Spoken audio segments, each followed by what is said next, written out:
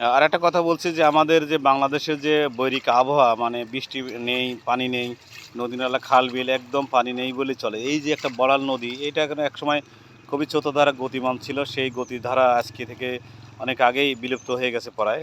অসামান্য বৃষ্টির কারণে পানি হওয়ার কারণে বিভিন্ন অঞ্চল থেকে এই পাট এসে এই বড়াল নদীতে আসছে। তো এমন দৃশ্যপটটাই আমার চোখের সামনে আসলো, তাই আমরা আজকে ক্যামেরাবন্দি করছিলাম, দেখতেই পাচ্ছেন।